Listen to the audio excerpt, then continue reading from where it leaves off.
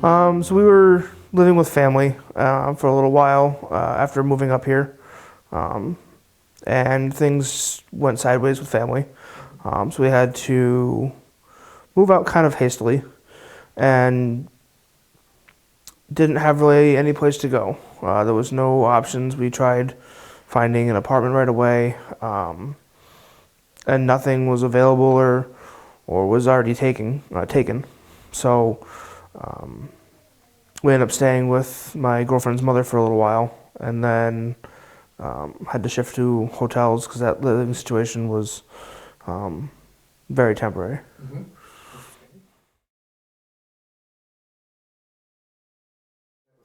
So it was very difficult for me because as a 9-year-old child, you go through a lot as a 9-year-old child, especially living with a 3, 4, maybe 5, 6-month-old and two parents that are always stressing out about everything. And when you, as me, would, like, as a child, would have a freak out and you're stuck in a one-room hotel, you don't have a separate room to go to. So what did you do? What I did was there was only one separate room, which was the bathroom, which is where I ended up going.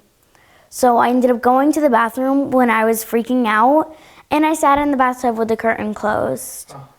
It was really difficult for me because you can't get 5 minutes to yourself in the bathroom because it's the bathroom. Yeah. It's a public place, and when there's nowhere else to go, you have to deal with it. And sometimes it's hard to deal with it. Sure. If I could fit under the bed, then maybe I'd go under the bed, but I didn't fit. It's extremely overwhelming to have a newborn and a daughter with special needs in one room for 3 weeks. And, you know, it's the circumstances around how we ended up homeless was stressful enough. And then, you know, the crisis mode of trying to figure out, you know, where am I going to go with my girls, and to keep our family intact was the hardest, was really the hardest thing. You know, there were a lot of organizations that could have maybe just helped me and the girls. And, you know, we weren't willing to separate our family to make that happen. And, you know, I got all this mom guilt about Maybelle's development and I talked to the pediatrician about it too, I'm like, she's not getting any floor time. Like, we're living in a hotel. I can't put her on the floor. There's nowhere for her to go. You know, and so it was extremely overwhelming to be like, is she getting what she needs developmentally? And then is Remy getting what she needs emotionally? Because she has pre-existing, you know, emotional and developmental needs of her own. And it was extremely overwhelming.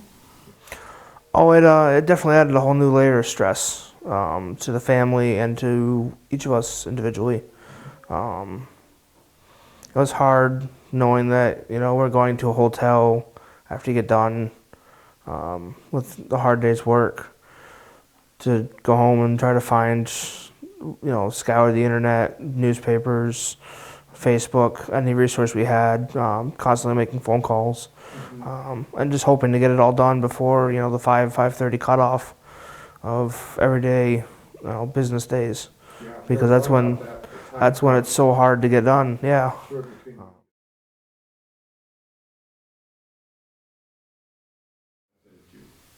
It gave us a stable place to be with our girls. You know, A little bit of peace. Yeah. You know, the first couple of weeks we were still sort of in crisis mode while we, you know, got settled in and were able to really sort of shift gears from being in full-time crisis mode to being like, okay, what are the long-term goals here? And it really just gave us a place to settle and have some calm and breathing room. I was excited because I finally got my own room. How did you put it? We went from homeless to homeowners. So at the end of the month, we're actually closing on a house.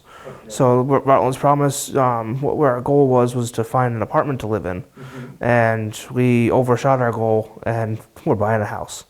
So we wouldn't be able to do that without Rutland's Promise. So That's a certain. Hi, welcome to Rutland's Promise. Come on in.